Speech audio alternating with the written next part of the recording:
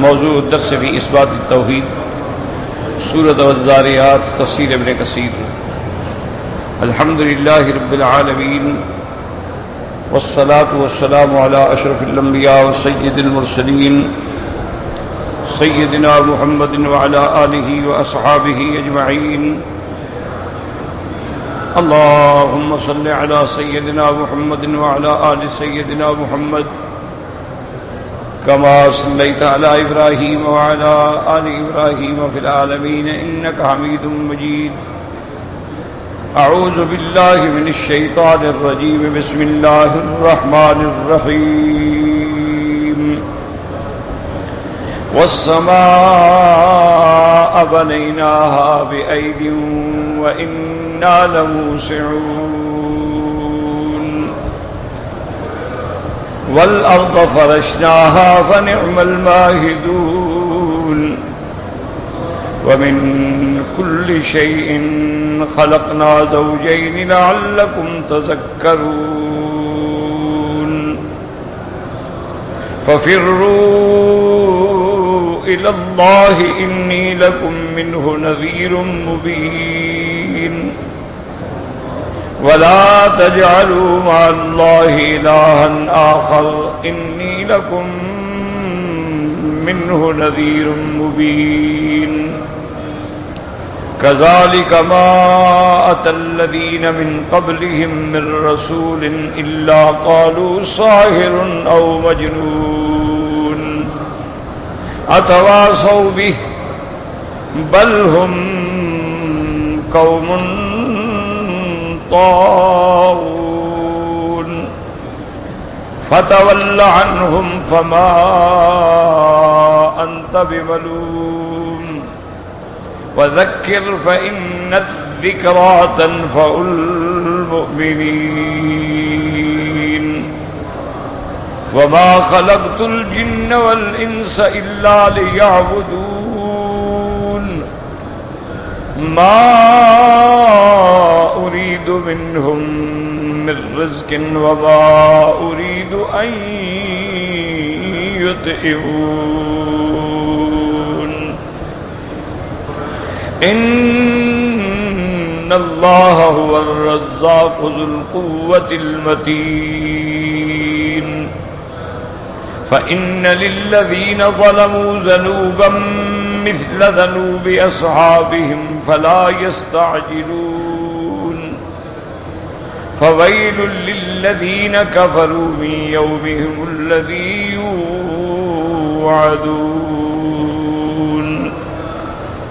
اللہ تبارک و تعالی نے کلام مقدس کی ان آیات مبارکہ میں اس بات وحدانیت، الوہیت، قدرت کاملہ کے بارے میں ارشاد فرمایا ہے. جیسے میں نے کل کے درس میں عرض کیا تھا کہ تین مسائل جو ہیں وہ بڑے مہم ہیں، اور یہ مسائل جو ہیں حضرت نوح علیہ السلام سے لے کر ہمارے آقا رحمت دو جہاں علیہم الصلوات والتسلیم تک ایک ہیں، ان میں کوئی فرق نہیں. یہ اصول ہے اور اصول میں کوئی فرق نہیں ہوتا.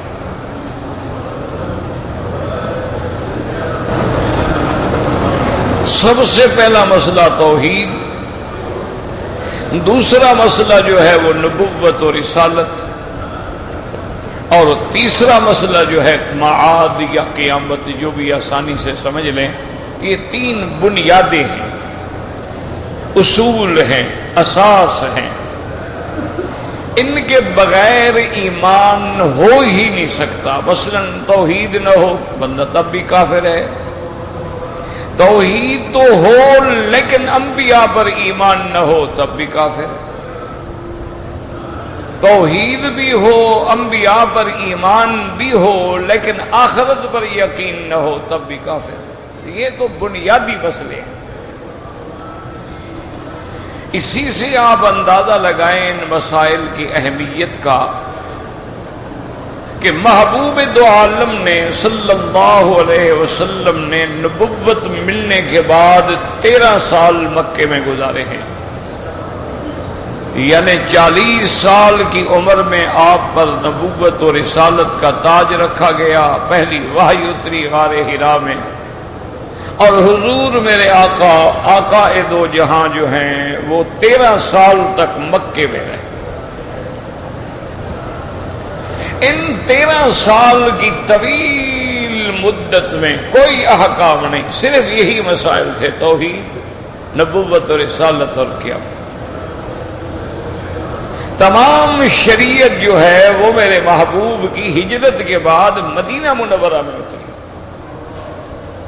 یعنی نماز کی تنفیذ ہے، زکوٰۃ کی تنفیذ ہے، حج کی تنفیذ ہے، عمرے کے احکام ہیں، اسی طرح نکاح، طلاق، میراث، شریعت کے جتنے احکام، اوامر، نواہی، زواجر سب مدینے میں ہوتے، اور مدینہ منورہ میں میرے مدنی سرکار نے 10 سال گزارے، یعنی 10 سال میں ساری شریعت آ گئی، لیکن 13 سال میں صرف 3 مسئلے تھے۔ تو اسی سے اندازہ لگائیں کہ یہ مسائل کتنے مہم ہیں۔ اور دوسری بات یہ سمجھیں کہ کوئی انسان اپنے خدا کو تو دیکھ نہیں سکتا ہے، تو اب ہم نے اللہ تعالی کی ذات، اس کی الوہیت، اس کی وحدانیت، اس کی قدرت کاملہ، علم کامل کو جاننے کے لیے تو مصنوعات پہ نظر ڈالی جاتی ہے۔ جب ہم ان پہ نظر ڈالتے ہیں تو خود بخود یہ ہر چیز دلالت کر رہی ہے کہ کوئی میرے بنانے والا ہے۔ کوئی دنیا میں آپ مثال نہیں دے سکتے کہ جی فلاں جگہ جنگل تھا، ویرانہ تھا، کوئی بندہ نہیں تھا، خود بخود مسجد بن گئی، کہ کوئی دنیا میں مثال نہیں۔ یہ آپ کا حرم، اللہ کا حرم سامنے ہے، اس سے پہلے ترکی حرم سامنے ہے، تو یہ آپ نہیں کہہ سکتے کہ یہ خود بخود بن گیا۔ تمہارے اپنے گھر کی مثلاً ایک چھت گر جائے، وہ خود بخود نہیں بن جائے، اس کے لیے آپ اسباب جمع کریں گے، چیزیں جمع کریں گے، اس کے لیے آپ گولڈر خریدیں گے، آپ ٹیئر خریدیں گے، آپ سیمنٹ خریدیں گے، آپ مستری لائیں گے، آپ مزدور لگائیں گے، پھر جناب آپ اس کے اوپر پہنچانے کے انتظام کریں گے، پھر کئی دن پانی لگاتے رہیں گے، خشک ہونے دیں گے، یہ سارا نظام، یعنی ایک کمرے کی چھت نہیں بن سکتی، تو اتنا بڑا عالم بغیر کسی بنانے والے کے بن گیا۔ اس لیے اللہ تبارک و تعالیٰ اپنی قدرتوں کا اظہار فرماتے ہیں کہ مجھے جاننا چاہتے ہو تو پھر میرے مصنوعات پہ نظر ڈالو، مجھے تو تم دیکھ ہی نہیں سکتے۔ اسی لیے سارے قرآن مقدس میں آپ دیکھیں گے کہ ہر جگہ پر دلائل ہیں، اور پھر دلائل کئی قسم کے ہوتے ہیں، دلائل عقلی بھی ہوتے ہیں، دلائل نقلی بھی ہوتے ہیں، دلائل عالم علوی بھی ہوتے ہیں، دلائل عالم سفلی بھی ہوتے ہیں، دلائل آفاقی بھی ہوتے ہیں، دلائل انفسی بھی ہوتے ہیں، دلائل کے بغیر کوئی دعویٰ ہی نہیں۔ تو اسی لیے اللہ تبارک و تعالی نے یہاں بھی آسمانوں کا ذکر کیا، اور یہ بھی یاد رکھیں کہ پورے قرآن میں جہاں بھی ذکر آیا ہے آسمانوں کا پہلے ذکر آیا ہے، زمین کا بعد میں ذکر آیا ہے۔ جہاں بھی آپ نظر ڈالیں، ان فی خلق السماوات والارض، کہیں فرماتے ہیں للہ ما فی السماوات وما فی الارض، کہیں فرماتے ہیں لہو ملک السماوات والارض۔ تو اللہ تبارک و تعالیٰ نے ہر جگہ پر آسمانوں کا ذکر پہلے ہے، زمین کا ذکر بعد میں ہے۔ اس کی وجہ علماء نے بتلائی، کیونکہ آسمانوں کا مقام، آسمانوں کی عظمت، آسمانوں کی شان جو ہے وہ بلند ہے۔ زمینوں پر تو انسان ہیں، جنات ہیں، حیوانات ہیں، لیکن آسمانوں پہ اللہ کے عباد مکرمین ہیں، اللہ کے فرشتے ہیں، اور پھر آسمانوں میں جنت ہے، آسمانوں میں لوح محفوظ ہے، آسمانوں میں سدرۃ المنتہا ہے، آسمانوں میں کرسی ہے، آسمانوں پہ عرش ہے، اور عرش پہ اللہ تبارک و تعالی کما یلیق بشانہ اللہ کا استواء ہے۔ تو اس لیے چونکہ اس کی شان مقدم ہے تو ان کا ذکر جو ہے وہ پہلے آ۔ اور اسی طرح بعض علماء فرماتے ہیں کہ زمین پیدا تو اللہ نے پہلے کر دی، پھر آسمانوں کو بنایا، اس کے بعد پھر زمین کو بچھایا گیا، یعنی تخلیق کے اعتبار سے وہ پہلے بنی ہے۔ اس کے بعد اللہ نے 7 آسمان بنائے ہیں اور پھر اللہ نے زمین کو پھیلایا ہے اور زمین کو بچھایا ہے۔ تو یہ ساری قدرت کاملہ کی نشانیاں۔ اور بعض علماء فرماتے ہیں کہ ہر بندہ جب زمین پہ چلتا ہے، اگر آسمان نظر اونچی کرے تو آسمانوں پہ نظر پڑتی ہے، اور نظر نیچی کرے تو زمین پہ نظر پڑتی ہے۔ اس لیے اللہ تبارک و تعالیٰ نے سما اور ارض کا ذکر قرآن میں زیادہ کیا ہے۔ گویا میرے بندے جو ہیں، اللہ فرماتے ہیں میری زمین پہ رہتے ہیں، میرے آسمان کی چھت کے نیچے رہتے ہیں، لیکن اس کے باوجود بھی اگر میرے باغی بنے تو پھر سزا کے لیے تیار رہے۔ اس لیے فرماتے ہیں وَالسَّمَاءَ بَنَيْنَاهَا بِأَيْدٍ۔ یہاں یاد رکھیں لفظ السماء مراد جن سے آسمان ہیں، ورنہ آسمان اللہ نے 7 بنائے ہیں۔ دوسری جگہ قرآن فرماتے ثُمَّ اسْتَوَىٰ إِلَى السَّمَاءِ فَهِيَ دُخَانٌ فَقَالَ لَهَا وَلِلْأَرْضِ ائْتِيَا طَوْعًا أَوْ كَرْهًا قَالَتَا أَتَيْنَا طَائِعِينَ فَقَضَاهُنَّ 7 سَمَاوَاتٍ وَأَوْحَىٰ فِي كُلِّ سَمَاءٍ أَمْرَهَا وَزَيَّنَّا السَّمَاءَ الدُّنْيَا بِمَصَابِيحَ۔ اللہ تبارک و تعالیٰ نے پھر قصد فرمایا آسمانوں کا، اس وقت صرف دھواں دھواں تھا، اللہ نے پھر 7 آسمان بنائے، اور ہر آسمان میں اللہ کی مخلوق ہے، اور ہر آسمان میں اللہ کے اوامر ہیں، ہر آسمان میں اللہ تبارک و تعالیٰ کا حکم نافذ ہے۔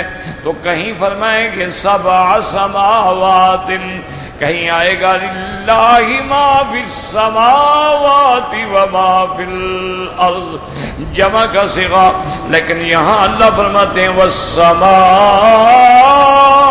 بنیناہا، تو اس سے جنس آسمان مراد ہے، ورنہ آسمان بھی 7 ہیں یاد رکھو، اور زمینیں بھی 7 ہیں۔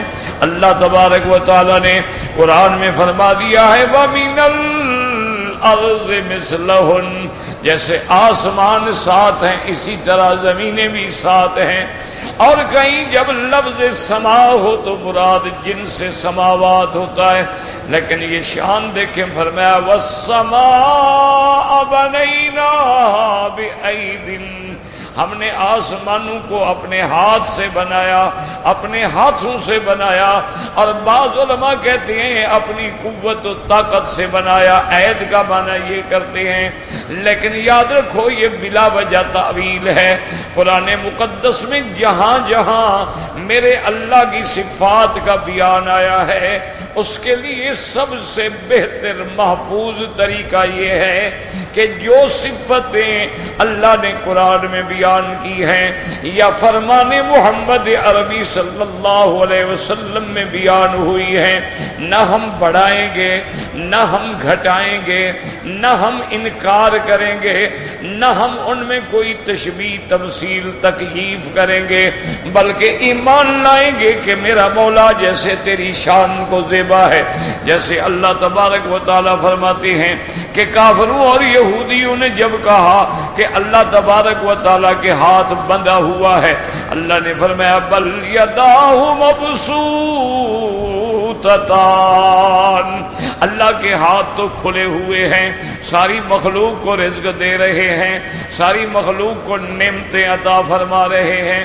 اور اسی طرح جس دن بیعت ہو رہی تھی صلح حدیبیہ میں، میرے مدنی سرکار جو ہیں درخت کے نیچے بیٹھ کے صحابہ سے بیعت لے رہے تھے۔ بیعت علی الموت تھی کہ موت تک ہم لڑیں گے، پیچھے نہیں ہٹیں گے، حضرت عثمان رضی اللہ تعالی عنہ کا بدلہ لیں گے کافروں سے۔ اللہ تعالیٰ کو وہ منظر جو تھا، وہ صحابہ کی تڑپ جو تھی، وہ پروانوں کی جلنے کی جو باری تھی، اور محبوب مدنی کی بیعت لینے کا جو منظر اور مقام تھا، ایسا پسند آیا۔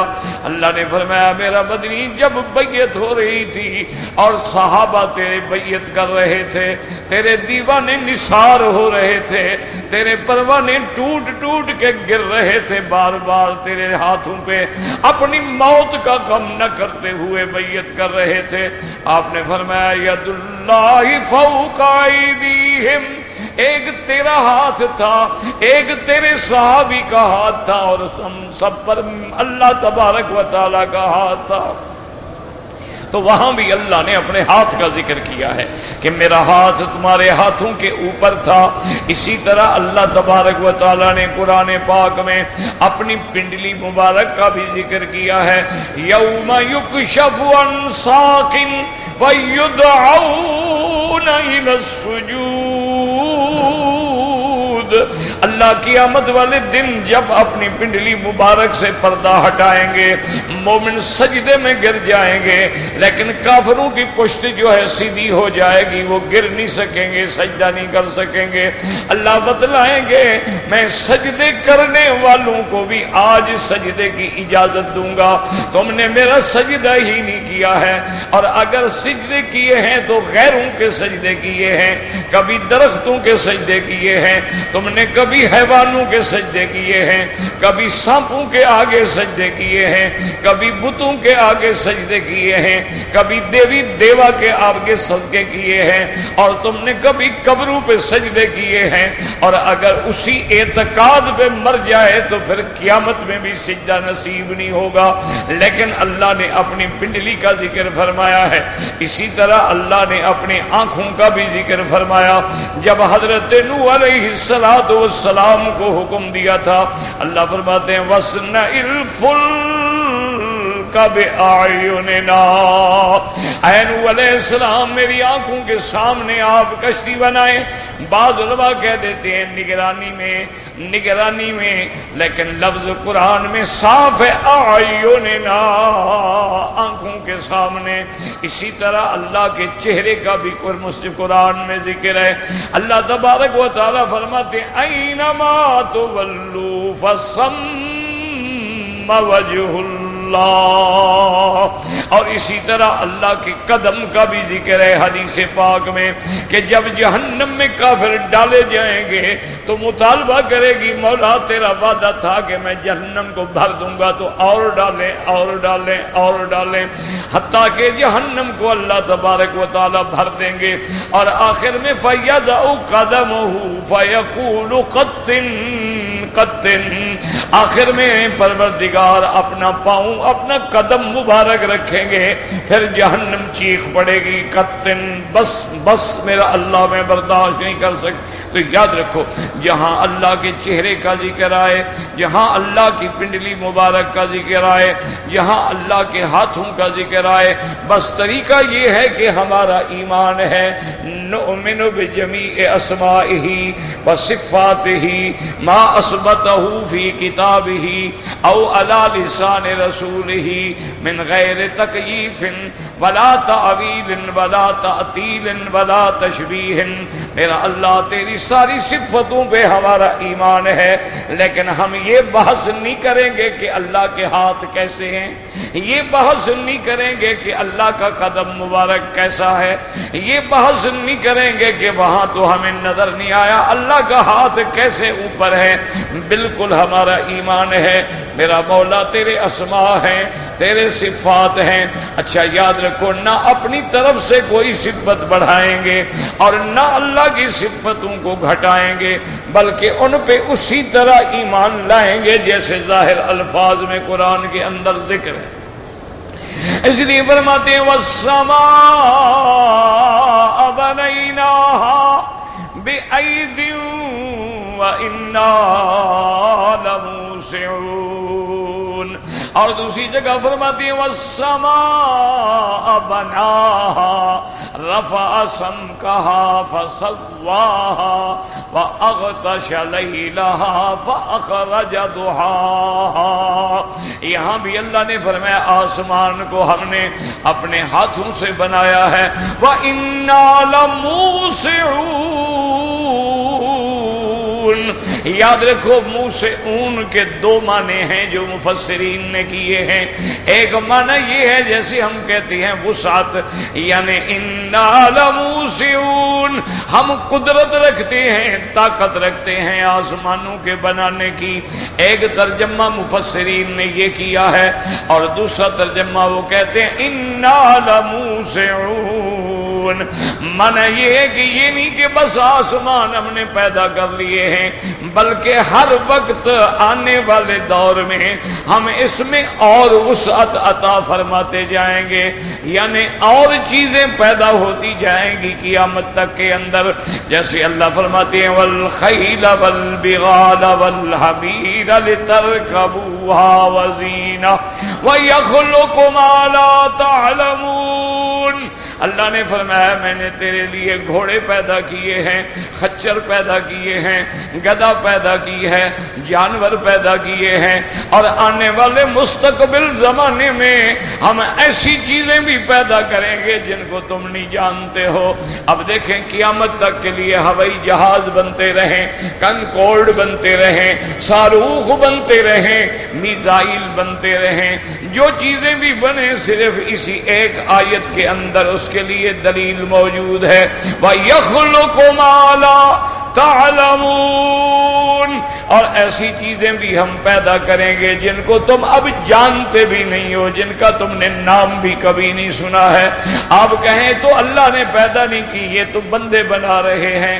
بظاہر بندے کا دماغ یہی ہوتا ہے، وہ سمجھتا ہے انسان ہیں جو ہوائی جہاز بنا رہے ہیں، اس میں اللہ کا کیا کام ہے۔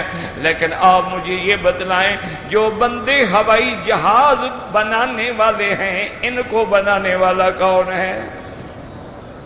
تو پھر کون بنا رہا ہے؟ اللہ اکبر، کہہ دینا تو بڑا آسان ہے نا جی، وہ جی یہ تو ہم نے بنایا۔ وہ ایک کمیونسٹ تھا تو وہ کسی مسلمان اس ملک میں جب گیا تو وہ پارک میں سیر کر رہے تھے، تو اس نے کہا یار پارک بڑا خوبصورت ہے، اس نے کہا ہم نے بنایا۔ انہوں نے کہا پھول یار بڑے خوبصورت ہے، اس نے کہا ہم نے بنائے، ہم نے کاشت کیے ہیں، تو ہم نے ان پھولوں کے اندر مختلف جدت پیدا کر کے کئی رنگ پیدا کیے ہیں۔ اس مسلمان نے پھول کو توڑا، سونگا اور کمیونسٹ کو کہنے لگا میرا بھائی یہ کیاریاں بھی تم نے بنائی ہیں، درخت بھی تم نے لگائے ہیں، پھول بھی تم نے اگائے ہیں، ذرا مجھے یہ سمجھاؤ اس میں خوشبو کس نے ڈالی ہے؟ یہ تو ذرا مجھے سمجھاؤ۔ اب اس کی زبان بند ہو گیا، کیا کہے، خوشبو نے خود تھوڑی ڈالی تھی اس میں۔ تو اصل بات یہ ہوتی ہے نا کہ بندے یوں کان پکڑتے ہیں، سیدھا نہیں پکڑتے ہیں۔ جیسے کہتے ہیں مونسون کی وجہ سے ہوائیں ہیں، بارشیں ہیں۔ اللہ کے بندے پھر یہ مونسون کی ہوائیں چلانے والا کون ہے؟ یہ دریا سمندر بنانے والا کون ہے؟ ان سے ہواؤں کو طاقت دے کے قطرے اٹھا کے اوپر منجمد کرنے والا کون ہے؟ جب وہ خدا ہے تو سیدھی بات کرو کہ سب کچھ اللہ تبارک و تعالیٰ کرتے ہیں۔ اسی لیے مدینہ منورہ میں ایک دن بارش ہوئی، حضور پاک نے صلی اللہ علیہ وسلم نے فرمایا آج بہت سارے لوگ ہیں جو کافر ہو گئے اور بہت سارے لوگ ہیں جن کا ایمان زیادہ ہو گیا۔ صحابہ نے فرمایا عرض کیا کہ کہ یا رسول اللہ کیا مطلب ہے؟ فرمایا یہ جو بارش ہوئی ہے کافروں کا اعتقاد ہے مطرنا بنوع کذا و کذا، یہ بارش اس لیے ہوئی ہے کہ فلاں ستارہ فلاں برج میں آ گیا ہے تو بارشیں شروع ہو گئی ہیں، اور مسلمان کہتے ہیں مطرنا بفضل اللہ، جو بارش کو ستاروں کے ذریعے سمجھتا ہے وہ کافر ہو گیا ہے، اور جو کہتا ہے بارش اللہ کے حکم سے ہوئی ہے، اللہ کی رحمت سے ہوئی ہے، اس کے ایمان میں زیادتی ہو گئی ہے۔ یاد رکھیں اگر ستارے بھی ذریعہ ہیں، اگر برج بھی ذریعہ ہے، اگر انواع بھی ذریعہ ہے، تو پھر ان کو پیدا کرنے والا کون ہے؟ اسی لیے آتا ہے کہ سیدنا علی رضی اللہ عنہ آپ جنگ کی تیاری کر رہے تھے، لشکر تیار کر رہے تھے اور خوارج کے مقابلے پہ لڑائی پہ جا رہے تھے۔ ایک آدمی آیا، اس نے آ کے حضرت علی رضی اللہ تعالیٰ عنہ کو سلام کیا اور کہا کہ حضرت میری ایک درخواست ہے، مہربانی کریں اور توجہ کریں کہ آج آپ ہرگز اپنی فوج کے ساتھ نہ نکلیں مقابلے کے لیے، کیونکہ آج جو ہے القمر فی الاقرب، قمر سیارہ جو ہے وہ اقرب برج کے اندر ہے، اور اس کا مطلب یہ ہے کہ اگر آپ جائیں گے تو پھر آپ کو لازمی شکست ہوگی۔ یہ آج بھی کافروں کے عقیدے ہیں، آج بھی ہندو ہیں نا، وہ بھی ذائچے نکالتے ہیں اور بڑے بڑے حساب کتاب جنم بھومیاں اور پتہ نہیں کیا کیا بناتے ہیں کہ کون سی گھڑی نحس ہے اور کون سی گھڑی سعد ہے، اور کون سی گھڑی میں ہم کام کریں اور کون سی گھڑی میں نہ کریں۔ یہ آج بھی کافروں کے عقیدے ہیں، اور ابتدا میں بھی یہ کافروں کے عقیدے تھے۔ بدقسمتی یہ ہے کہ اب ہمارے مسلمان بھی ان کے اندر شکار ہیں۔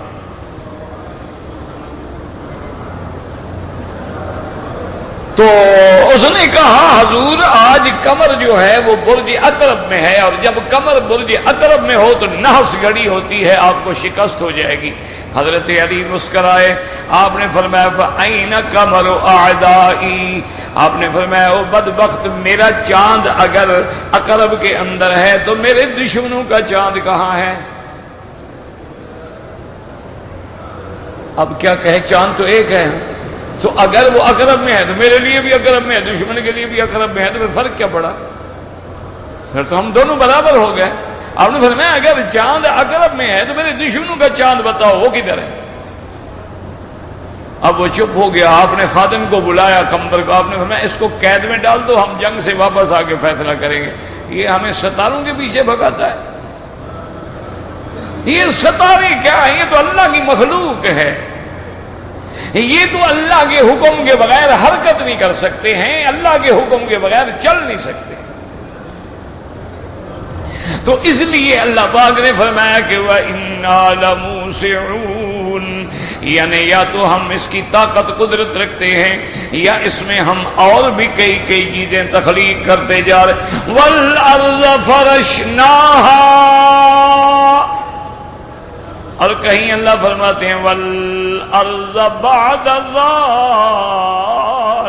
دَحَاهَا، اور کہیں اللہ فرماتے ہیں الَّذِي جَعَلَ لَكُمُ الْأَرْضَ فِرَاشًا وَالسَّمَاءَ بِنَاءً، اور کہیں اللہ فرماتے ہیں أَلَمْ نَجْعَلِ الْأَرْضَ مِهَادًا والجبال اوتادا، اللہ نے فرمایا والارض فرشناها، اور زمین ہم نے بچھائی ہے، فنعم الماہدون، ہم کتنا اچھا بچھونا بچھانے والے ہیں۔ اللہ تعالیٰ کے احسانوں پہ نظر ڈالو، آسمان کی چھتری تیرے لیے بنائی ہے اور زمین تیرے لیے بچھائی ہے، ساری کائنات تیرے لیے بنائی ہے۔ والذی خلق لکم ما فی الارض جمیعا، اور اللہ فرماتی ہے پھر جو زمین میں ہے وہ بھی سب تیرے لیے میں نے بنایا ہے۔ زمین سے کھیتیاں اگتی ہیں، زمین پہ باغات لگاتے ہو، کہیں آم لگے ہوئے ہیں، کہیں جناب دیکھو بادام لگے ہوئے ہیں، کہیں دیکھو تو سیب لگے ہوئے ہیں، کہیں دیکھو تو کنوں مالٹے لگے ہوئے ہیں۔ اللہ تو کھانے سے پاک ہے، فرمایا یہ سب کچھ میں نے کس کے لیے بنایا؟ اور زمینوں میں معدنیات ہیں، کہیں سونا ہے، کہیں چاندی ہے، کہیں پیتل ہے، کہیں پٹرول ہے، کہیں گیس ہے۔ اللہ نے فرمایا یہ سب کچھ میں نے تیرے لیے پیدا کیا ہے۔ اچھا زمینوں کے اندر جاندار ہیں، جانور ہیں، چرند ہیں، پرند ہیں، اللہ فرماتے ہیں یہ سب تیرے لیے ہے۔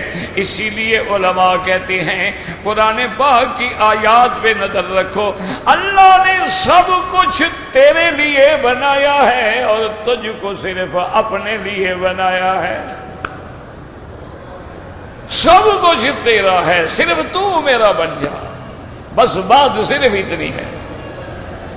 اور دیکھیں پھر یہ بھی یاد رکھیں کہ مثلا زمین پہ گندم تم نے کاشت، اب گندم پک گئی، اب جناب کاٹو، پک گئی ہے تو اب اس کو وہاں نہیں چھوڑتے ہو، کاٹتے ہو، پھر صاف کرتے ہو، پھر دانے نکالتے ہو، پھر اس کو جناب چکیوں میں بھیجتے ہو، پھر آٹے بنتے ہیں، پھر تیرے لیے کھانے اور روٹیاں پکتی ہیں۔ یعنی سب چیز تیرے کام آ رہی ہے تو کھڑی ہے۔ درخت ہے سوکھ گیا، پھل نہیں دیتا، اب مالک آ کے کہتے کہ بابا یہ درخت بے فائدہ کھڑا ہوا ہے، پھل تو دیتا نہیں، کاٹ دو اس کو۔ اگر لکڑی قیمتی ہے بیچ ڈالو، لکڑی بغیر قیمتی ہے چلو جناب اس کو جلانے کے لیے کام لگاؤ، لیکن اب اس کے رہنے کی کیا ضرورت ہے، اس کو ختم کرو۔ اللہ فرماتے ہیں جانور ہے وہ تیرے لیے ہے، اگر جانور بوڑھا ہو گیا اب دودھ نہیں دیتا ہے، ذبح کر کے کھا لیتے ہو، گھوڑے تیرے لیے ہیں، اونٹ تیرے لیے ہیں، گائے بکریاں تیرے لیے ہیں، جب تیرے کام نہ آئے ذبح کر دیتے ہو، گوشت کھا جاتے ہو، چمڑوں کو رنگ کے جوتے بنا لیتے ہو، میری ہر چیز تیری خدمت کر رہی ہے، تو کتنا نافرمان ہے مجھے چھیڑ کے قبروں پہ سجدے کر رہا ہے۔ اللہ فرماتا ہے میری تو ہر چیز تیری خدمت میں، کبھی اس نے انکار نہیں کیا، انکار کرے تو چابک بھی مارتے ہو، بھاگ جانے کا خطرہ ہو تو رسے ڈال کے وہاں جناب ان کی نکیل لگا کے باندھ دیتے ہو۔ اللہ فرماتا ہے یعنی ہر چیز تیری خدمت کے لیے ہے، تیرے لیے ہے، اور تیرے کام نہ آئے ختم کر دو۔ ایک تو تھا جس کو میں نے اپنے لیے اپنی عبادت کے لیے پیدا کیا تھا، تو کتنا نافرمان ہے کہ تو مجھے چھوڑ کے غیروں کو جا کے داتا مانتا ہے، غوث کہتا ہے، پکارتا ہے، سجدے کرتا ہے، منتیں مانتا ہے، نیاز چڑھاتا ہے، نظر مانتا ہے۔ اس سے بڑا شرک اور کیا بلا ہوتی؟ تو اس لیے ہر بات پر اللہ نے دلائل کا ذکر کیا، شرط یہ ہے کہ سمجھنے والارض فرشناہا۔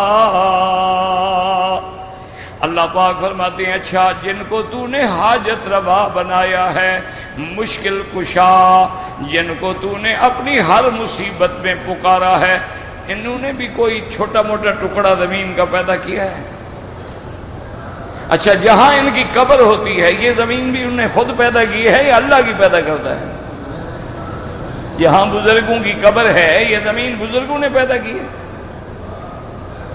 نہیں، آپ بتائیں اگر ایسا ہے تو کوئی بات نہیں، ہم تو آپ کی بات مان لیں گے، آپ ہماری نہ مانیں، ذرا آپ معقول طریقے سے بات کریں تو ہم بالکل مان لیں گے۔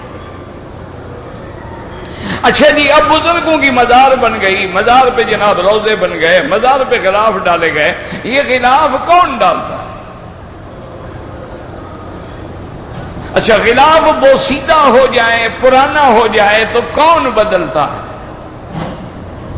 اچھا اگر غلاف پہ آگے خوشبو ڈال دو، عطر ڈال دو، پھر مکھیاں اڑ کے بیٹھ جائیں، ان مکھیوں کو بھی اڑا لیتے ہیں بھی؟ نہیں، اگر کوئی ہے دلیل آپ کے پاس کہ جی نہیں ہمارا پیر تو بالکل اندر سے نکل کے اڑا لیتا ہے،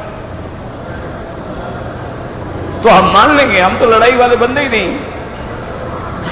تو جو اپنی مزار کا غلاف نہیں بدل سکتے، مزار پہ بیٹھے ہوئے مکھیوں کو نہیں اڑا سکتے ہیں، وہ تیری حاجتیں اور تیرے نفع نقصان میں کام آ سکتے ہیں؟ دیکھو نا ہندو کھڑے ہیں دیوی دیوتا کے آگے ہاتھ باندھ کے بھجن گا رہے ہیں، اس کے گلے میں پھول ڈال رہے ہیں، اس پہ خوشبوؤں کی بارش کر رہے ہیں، ایمان سے کہیں وہ کچھ کر سکتے؟ اچھا اگر ان کو اٹھا کے دھوپ میں رکھ دو تو سائے میں چلے جائیں گے؟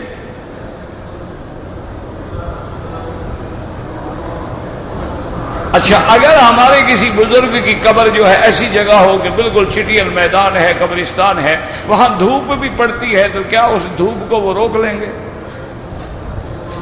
بارش برس رہی ہو، قبر کچی ہو، ٹوٹ رہی ہو، تو بارش بند کر دیں گے؟ آخر کچھ غور تو کرو نا. پھر مانگتے جو ہو کیا مانگتے ہو؟ مانگو نہ تو اس سے ہوتا ہے نا جو سنتا بھی ہو، جانتا بھی ہو اور دینے پہ قدرت بھی رکھتا ہو. اب دیکھو نا، ہر آدمی کعبے میں کھڑا ہے، یا اللہ، اس کا یقین ہے کہ میری پکار میرا اللہ سنتے ہیں، میرا اللہ مجھے دیکھ رہے ہیں کہ میرا بندہ میرے گھر کے باہر پھر رہا ہے، میرا اللہ دیکھ رہے ہیں کہ حجر اسود پہ آ کے اللہ اکبر کہہ کے استلام کی سنت ادا کر رہا ہے، میرا اللہ دیکھ رہا ہے کہ 7 چکر ختم کرنے کے بعد مقام ابراہیم کے پیچھے کھڑے ہو کے 2 رکعت پڑھ رہا ہے، میرا اللہ دیکھ رہا ہے کہ 2 رکعت پڑھنے کے بعد ملتزم پہ آ کے دعائیں مانگ رہا ہے، اور یہ بھی یقین ہے اللہ دیکھ بھی رہا ہے، سن بھی رہا ہے، اور میں جو کچھ مانگتا ہوں اس کے دینے پر بھی اللہ کو قدرت ہے، طاقت ہے، تب بندہ مانگتا ہے. اسی لیے اب ٹھنڈے دل سے سوچو. ایک آدمی کہتا ہے یا شیخ عبد القادر جیلانی شیئا للہ، یا داتا، یا غوث اعظم، یا معین الدین چشتی، ان کو جو پکارتا ہے کیا عقیدہ ہے؟ وہ سن بھی رہے ہیں؟ نہیں سنتے، کیوں پکارتا ہے؟ دیکھ بھی رہے ہیں، اور پھر جو ہم ان سے مانگ رہے ہیں وہ دینے کی قدرت طاقت بھی رکھتے ہیں. اگر یہ عقیدہ ہے تو اللہ کا شریک ہو گیا. سیدھی بات ہے نا. اگر یہی عقیدہ ہے کہ اللہ بھی سنتا ہے، پیر بھی سنتا ہے، اللہ بھی دیکھتا ہے، مزار والا بھی دیکھتا ہے، اللہ بھی دینے پہ قادر ہے اور مزار والا بھی دلانے پہ قادر ہے. ہم ان کو کہتے ہیں اور یہ ان کو کہتے ہیں. ہم چونکہ گناہگار ہیں، ہو سکتا ہے ہماری خدا نہ مانے، لیکن یہ تو اللہ کے پیارے ہیں، ان کی بات کو تو خدا کبھی ٹال بھی نہیں سکتا ہے. اس لیے ہم ان کو آ کے کہتے ہیں. قرآن کھول کے دیکھ لو، یہی عقیدہ ابو جہل اینڈ کمپنی کا تھا. ان کو جب کہتے کہ تم ان بتوں کو کیوں پکارتے ہو، وہ کہتے ہم جانتے ہیں یہ خدا نہیں ہے.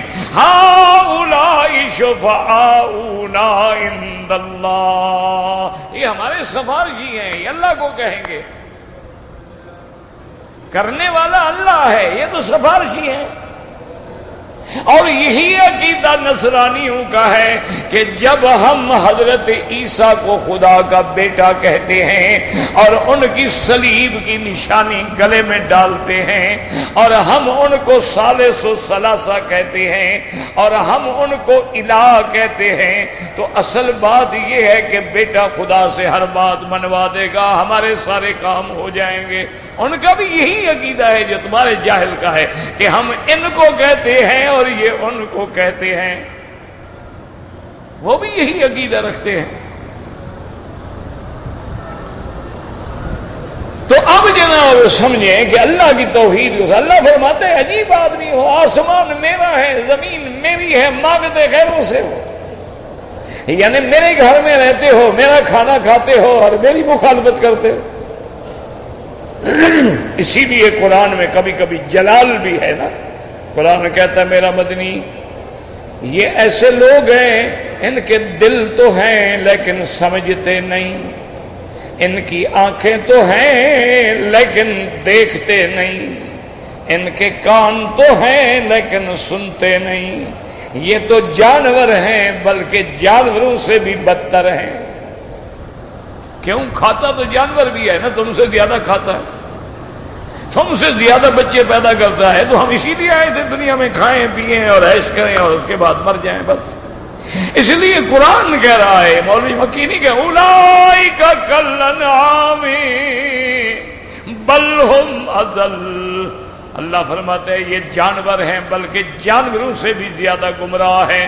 جانور بھی اپنے چرانے والے کی آواز پہ دوڑ کے آ جاتا ہے، لیکن بنانے والے کی آواز پہ نہیں آتے۔ اور جانور ہیں، بکریاں چرانے والا آواز دیتا ہے دوڑ کے آ جاتی ہیں بکریاں۔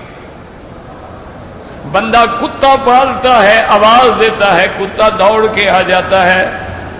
کتے کو کہتا ہے یہاں بیٹھ جاؤ، بیٹھ جاتا ہے۔ صرف روٹی کا ٹکڑا ڈالتے ہو کتے کو، وہ اتنا وفادار ہے، کسی آدمی کو مالک کی طرف بڑھتا ہوا دیکھے تو حملہ کر دیتا ہے، چاہے اس کو گولی لگ جائے، وہ کہتے ہیں لگ جائے لیکن میں مالک کی حفاظت کروں گا۔ اللہ فرماتے ہیں تم سے تو پھر وہ جانور بہتر ہے جو وفا کر رہا ہے، تم تو خدا کے ساتھ غداری کر رہے ہو۔ اولئک کالانعام، آگے فرمایا بل ہم اضل، ان سے بھی بہت بڑے گمراہ کردہ ہے کہ جانور کو اپنے رائی کی پہچان ہے، اور جانور کو جنگل سے چھوڑ دو تو پھرتا پھرتا گلیوں سے نکلتا اپنے گھر پہنچ جاتا ہے۔ اور یہ کیسا بندہ ہے مجھے چھوڑ کے، میرے سجدے کو چھوڑ کے غیروں کے دروازوں پہ پہنچ جاتا ہے۔ وَالسَّمَاءَ بَنَيْنَاهَا بِأَيْدٍ وَإِنَّا لَمُوسِعُونَ وَالْأَرْضَ فَرَشْنَاهَا فَنِعْمَ الْمَاهِدُونَ وَمِن كُلِّ شَيْءٍ خَلَقْنَا زَوْجَيْنِ، اللہ فرماتے ہیں ہم نے ہر چیز کے جوڑے بنائے ہیں، دن ہے، رات ہے، روشنی ہے، اندھیرا ہے، آسمان ہے، زمین ہے۔ جب ہر چیز کے جوڑے ہیں تو پھر دنیا کا جوڑا کیوں نہیں ہوگا؟ بغیر جوڑے کے تو کوئی چیز نہیں ہے نا، مرد ہے، عورت ہے، صحت ہے، بیماری ہے، ظلمت ہے، روشنی ہے، آسمان ہے تو زمین ہے۔ جب ہر چیز کا جوڑا ہے تو یہ تم نے کیسے سوچ رکھا ہے کہ دنیا تو ہے لیکن آخرت نہیں ہوگی؟ تو دنیا کا جوڑا بھی آخرت ہے۔ جب ہم نے دنیا بنائی ہے تو لازماً آخرت بھی آئے گی، کیونکہ جوڑے کے بغیر تو کوئی چیز ہے نہیں نا۔ اس لیے فرمایا وَمِن كُلِّ شَيْءٍ خَلَقْنَا زَوْجَيْنِ، کیوں؟ لَعَلَّكُمْ تَذَكَّرُونَ، شاید تم نصیحت پکڑو اور سمجھ جاؤ کہ دنیا ہے تو پھر آخرت بھی ہے۔ فَفِرُّوا إِلَى اللَّهِ، یاد رکھو کلام اللہ کا ہے لیکن زبان محمد مصطفیٰ کی ہے، اس لیے اللہ فرماتے ہیں میرے مدنی آپ کہہ دو فَفِرُّوا إِلَى اللَّهِ، جب سب کچھ اس کا ہے تو تم سب بھی اللہ کی طرف لوٹو۔ انی لکم منہ نذیر مبین، میں تو اپنے اللہ کی طرف سے کھلا ڈرانے والا ہوں، اگر کفر کرو گے، شرک کرو گے تو پھر جہنم ہوگی۔ وَلَا تَجْعَلُوا مَعَ اللَّهِ إِلَٰهًا آخر، اور اللہ کے ساتھ کوئی اور الہ نہ بناؤ، کوئی اور معبود نہ بناؤ، کوئی اور حاجت روا نہ بناؤ۔ انی لکم منہ نذیر مبین، میں اپنے رب کی طرف سے ڈرانے والا ہوں اور تمہیں کھول کھول کے ڈرا رہا ہوں اور بتلا رہا ہوں کہ اسی کی ذات ہے جو الہ ہے، جو معبود برحق ہے، اس کے سوا کوئی معبود نہیں ہے۔ اس لیے کلمہ شہادت کے اندر سب سے پہلے یہی اقرار ہے کہ لا الہ الا اللہ، کوئی معبود برحق نہیں مگر اللہ، محمد الرسول اللہ، اور محمد مصطفیٰ اللہ تبارک و تعالیٰ کا رسول ہے، پیغمبر ہے، اللہ کا بھیجا ہوا ہے، اللہ کے احکام پہنچانے والا ہے، مومنوں کو خوشخبری سنانے والا اور کافروں کو اللہ کے عذاب سے ڈرانے والا ہے۔ واللہ اعلم۔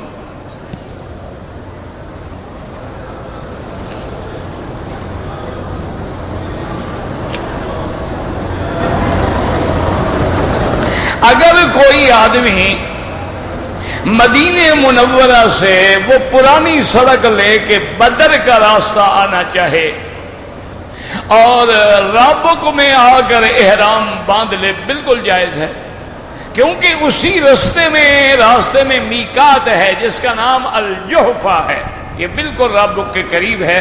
تو چاہے آپ مدینے سے احرام باندھ کے آئیں یا آپ جحفے آ رہے ہیں تو وہاں سے رابق سے باندھ لیں، کوئی بات نہیں، جائز ہے۔ کہتے جی اگر وضو کے بغیر درود شریف پڑھ سکتے ہیں، وضو کے بغیر قرآن بھی پڑھ سکتے ہیں، درود شریف بھی پڑھ سکتے ہیں۔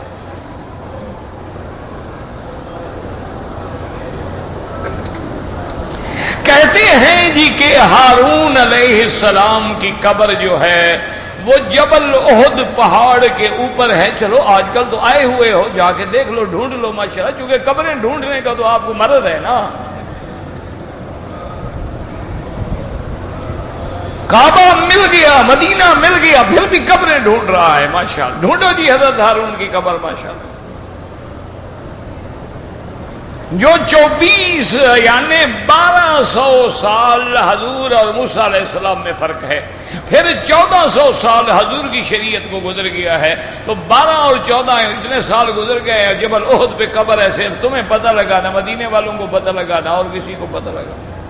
اور اگر جبل احد پہ حضرت ہارون کی قبر ہے، خدا سے ڈرو، کیوں قبر پرست بنتے ہو؟ تو میرے مدنی ہر ہفتے شہداء احد تشریف لے جاتے تھے، تو حضرت ہارون کی قبر پر جاتے۔ شہداء احد میں صحابہ ہیں نا، نبی تو نہیں ہے نا، حضرت ہارون تو نبی ہے۔ بس لوگوں کے دماغ میں ہے کہیں نہ کہیں کوئی نشان لگا دو، یہ قبر بنا کے انشاءاللہ سجدے میں تیار ہیں۔ اچھا کہیں قبر نہ بھی ہو نا، تم ویسے قبر بنا لو اور ایک سبز غلاف ڈال کے بیٹھ جاؤ، بس 10-15 دن آپ کو بھوکا پیاسا رہنا پڑے گا، اس کے بعد سمجھو مل لگ گئی، چاہے اندر کچھ بھی نہ ہو۔ کس نے آ کے کھولنا ہے؟ بزرگوں کی قبر کوئی کھولتا ہے؟ اسی لیے دیکھا نہیں کئی مقام پہ ہیں ظاہر پیر۔ ایک سے میں نے پوچھا، میں نے کہا یہ ظاہر پیر، میں نے کہا کیا ترجمہ ہے؟ اس نے کہا جی پیر ظاہر ہوا ہے۔ میں نے کہا صرف تم نے دیکھا یا بستی والوں نے بھی دیکھا؟ کہتے ہیں نہیں اور تو کسی نے نہیں دیکھا، میں نے بھی نہیں دیکھا، بس کہتے ہیں یہاں پیر ظاہر ہوا۔ انا للہ و انا الیہ راجعون۔ دجال جو ہے جناب کسی ایک جگہ سے نہیں ہوگا، دجال تو یہودی ہے، وہ تو شام کی طرف سے آئے گا۔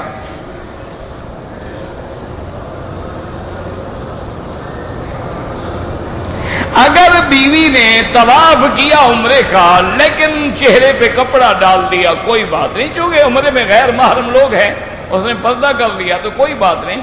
بی بی عائشہ فرماتی ہیں کہ جب لوگ آ جاتے تھے سدلنا علی وجوہنا، ہم اپنے چہروں پہ کپڑا ڈال دیتے تھے، اور جب لوگ دور ہو جاتے تھے تو ہم کپڑا ہٹا دیتے۔ کوئی دم نہیں، کوئی شے نہیں، بالکل ٹھیک ہے عمرہ۔ کہتے ہیں جی ہمارے بعض مولوی کہتے ہیں کہ وتر ایک ہوتا ہے، ٹھیک ہے ایک پڑھنے دو، تمہیں کوئی ضروری ان کو لڑائی لڑنی؟ میرا بھائی جو ایک وتر پڑھتے ہیں ہمیں تو ان سے کوئی جھگڑا نہیں ہے، ہم تو کبھی ان کے خلاف بات نہیں کرتے ہیں، لیکن ہم 3 وتر کے قائل ہیں، اور جو ایک پڑھتے ہیں یاد رکھو وہ بھی پہلے 2 رکعت ملاتے ہیں، سلام پھیر کے پھر 1 رکعت پڑھتے ہیں، ہم سلام نہیں پھیرتے، پڑھتے وہ بھی 3 ہیں۔ اور اس سے بڑی 3 کی دلیل کیا ہوگی کہ حضور پاک نے صورتیں بھی بتا دی کہ پہلی رکعت میں سبح اسم ربک الاعلی، دوسری میں قل یا ایھا الکافرون، اور تیسری میں قل ھو اللہ۔ تو یہ 3 صورتیں ہیں یا ایک صورت ہے؟ تو جب رکعت 1 ہوگی تو 3 صورتیں بتانے کی کیا ضرورت تھی حضور صلی اللہ علیہ وسلم؟ حضور نے تو صورتیں بھی گن کے سکھا دی تاکہ تمہیں کوئی غلطی نہ ہو۔ اور پھر امام ابو حنیفہ رحمۃ اللہ علیہ اور ان کے اصحاب کہتے ہیں کہ وہ ایک رکعت شفع ہے، یعنی ملا کے پڑھی جاتی ہے، ورنہ اکیلے ایک رکعت نماز نہیں ہوتی۔ وہ کہتے ہیں اگر اکیلے ایک رکعت بھی نماز ہوتی تو سفر میں ظہر کی 4 رکعتیں 2 ہو جاتی ہیں، تو فجر بھی 1 رکعت ہو جاتی۔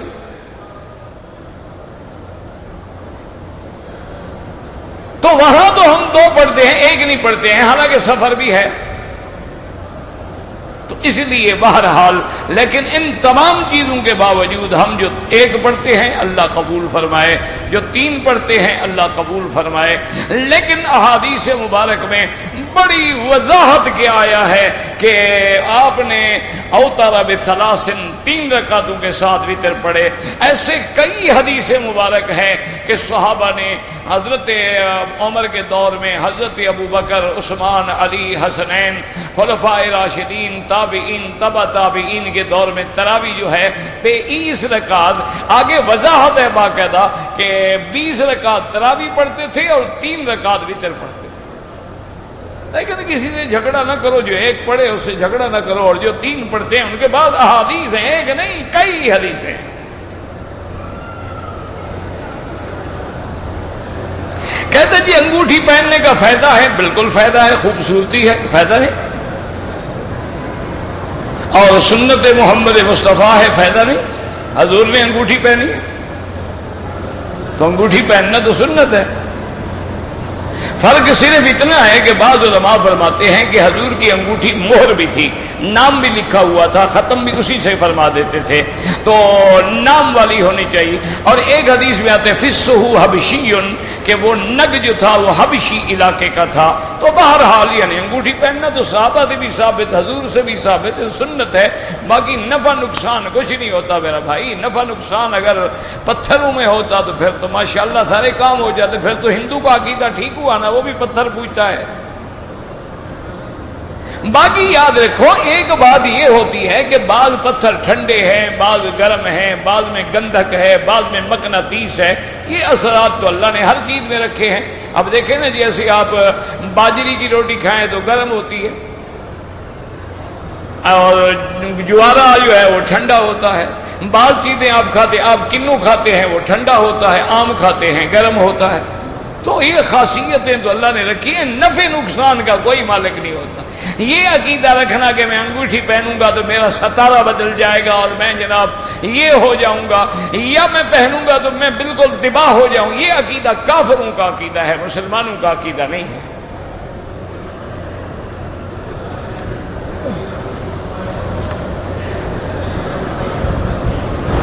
کہتے جی کہ سارے نبی جتنے آئے ہیں اللہ نے سرزمین عرب میں بھیجے ہیں، وہ زمینی افضل، نبی افضل۔ ہم افضل ہوتے تو ہماری طرف سے بھی بھیجے جاتے، تو اللہ نے چونکہ شان والے پیغمبر ہیں تو شان والی جگہ سے بھیجنے ہیں۔ ایسے پھر تم کہو گے اللہ نے کعبہ بھی ادھر بنایا، ہمارے علاقے میں نہیں بنا دیا۔ اب وہاں بھی بنا لیا ہے، ہمارے ذکری پارٹی ہے بلوچستان میں، انہوں نے ماشاءاللہ اپنا جبل مراد پہ عرفات بھی بنا لیا، کعبہ بھی بنا لیا، سارے کام کر لیے۔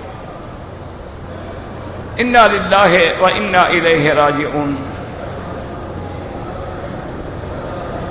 ایک بیوہ عورت نے بچی کی شادی سے پہلے اپنے داماد اور اس کے والد کے ساتھ طے کیا کہ تمہارے ساتھ حج کروں گی، بالکل ناجائز ہے۔ جب تک وہ داماد بنے نا، وہ محرم ہے ہی نہیں، تمہارا کیسے حج کرو گی؟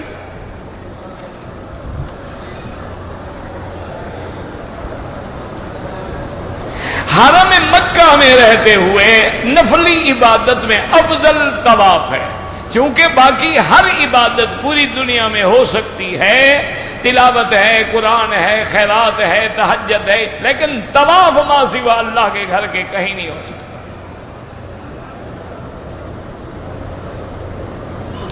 میرے بھائی کے پاس زیورات ہیں، بھائی یاد رکھو امام ابو حنیفہ رحمۃ اللہ علیہ کے نزدیک زیورات پر بھی زکوٰۃ دینا لازم ہے، لیکن امام احمد ابن حنبل رحمۃ اللہ علیہ کے نزدیک زکوٰۃ نہیں ہے زیورات پر، لیکن احتیاط تو اسی میں ہے کہ دو۔ کیوں؟ اگر زکوٰۃ نہ ہوئی تو صدقے کا ثواب تو کہیں نہیں گیا نا، اور اگر زکوٰۃ ہوئی اور آپ نے نہ دی تو پھر قیامت میں کیا کریں گے؟ پھر نیکیاں کٹوائیں گے۔ اور ایک حدیث میں حضور نے دیکھا کنگن کاروں میں سواران من نار، ان کی زکات نہیں دیتی ہو تو یہی کنگن جہنم کے کنگن بن جائیں گے۔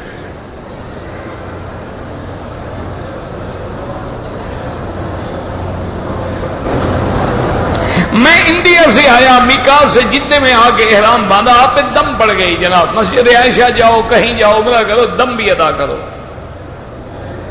اگر دو عورتوں نے عمرہ کرنے کے بعد ایک دوسرے کے بال کاٹے بالکل جائز ہے۔ مدینہ منورہ سے چلے، راستے کا پتہ نہیں تھا، احرام ہم نے مسجد عائشہ سے باندھا، تو مدینے میں پوچھ لیتے تو پتہ ہی چل جاتا، راستے کی کیا ضرورت تھی آپ کو؟ آپ نے پوچھا بھی تو مکے میں ہے نا، دم پڑ گئی ہے، ایک بکری دم ادا کریں، پھر انشاءاللہ کبھی راستہ نہیں بھولیں گے۔ عورت اگر ہوٹل میں نماز پڑھے تو بالکل ضروری نہیں ہے کہ اذان وقت دیکھے، وقت ہو گیا، اذان ہو گئی اپنی پڑھے، وہ امام کے پیچھے نہیں پڑھ سکتی ہوٹل میں۔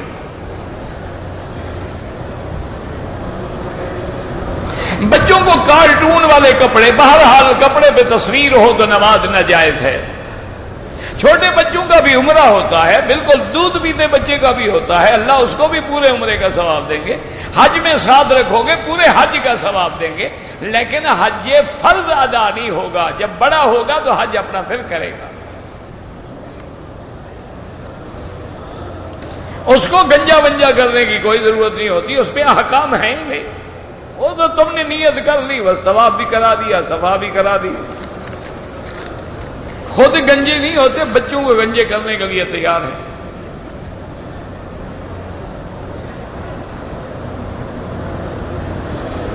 گاڑی آپ نے خریدی ہے کرائے پر، جو آمدنی آئے اس سے زکات دیں گے، گاڑی کی قیمت پہ کوئی زکات نہیں۔ اللہ بہرحال جن کا بھی آپریشن ہے اللہ کامیاب فرمائے، اللہ ہر بیمار کو شفا عطا فرمائے، اللہ ہمیں بھی شفا عطا فرمائے۔ عمرے کے بعد ہر حال میں اس طرح پھرائیں، یہ 3 جگہ ٹک لگانا ناجائز ہے، دم پڑ جاتا ہے۔ سفر کی نماز کے اندر سنت نفل معاف ہیں، پڑھیں تو ثواب ہے۔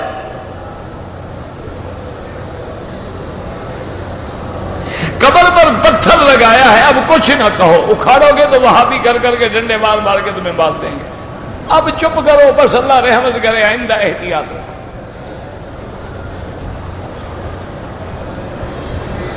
پہلے 3 چکروں میں کندھا بھی نکالیں اور رمل بھی کریں۔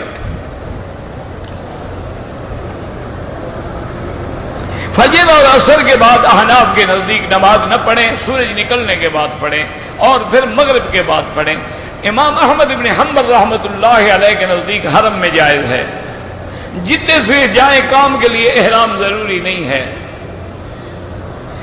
حرم شریف کی فلم بنانا حرم کی جائز ہے، بندے نہ آئیں، بندے آئیں گے تو پھر اللہ کی لعنت ہے۔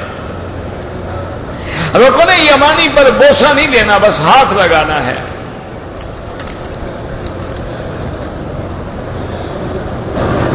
اگر 15 دن کے ٹھہرنے کی نیت ہے تو پھر آپ مقیم ہیں، پوری نماز پڑھیں۔ ایک آدمی نے فیکس کے ذریعے اور ٹیلی فون کے ذریعے اپنی بیوی کو طلاق دی ہے، طلاق دینے والا جب کہہ رہا ہے طلاق ہو گئی،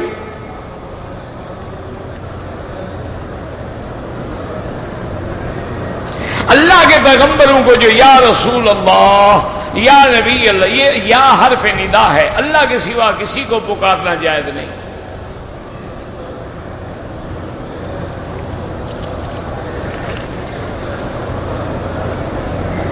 نماز فرض شب معراج میں ہوئی ہے، تنفیذ مدینے میں ہوئی ہے، آپ نے نہیں سمجھا تو ہم کیا کریں؟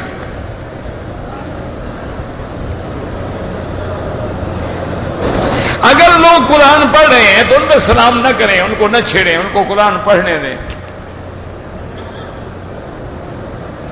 میں نے پہلے عمرہ کیا، مشین سے بال کٹوائے، پھر میں نے دوبارہ عمرہ کیا تو کینچی سے بال کٹوائے، بال تھے جو کینچی سے کٹ گئے، اگر تھے تو ٹھیک ہے، نہیں تھے تو دم پڑ گئی۔ جو لوگ فوت ہو گئے ہیں ان کے لیے آپ عمرہ کریں، اپنے لیے طواف کریں، اپنے لیے ان کے لیے دعا کریں، اللہ ثواب دیں گے۔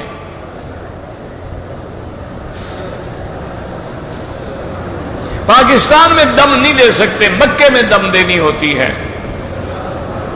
اگر کوئی آدمی مجبور ہے، تکلیف ہے پاؤں میں، تو پاک جوتا پہن کے نماز بالکل جائز ہے، طواف کرے نماز پڑھے، اگر جوتا پاک ہے تو جائز ہے۔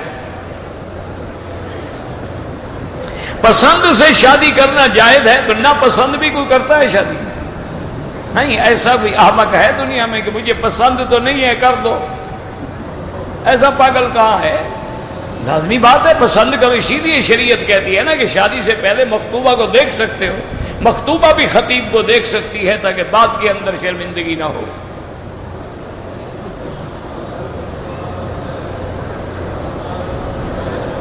میں آپ کے لیے دعا، بڑی مہربانی، آپ نے دعائیں کی ہے تو بہت بڑی مہربانی، جزاک اللہ۔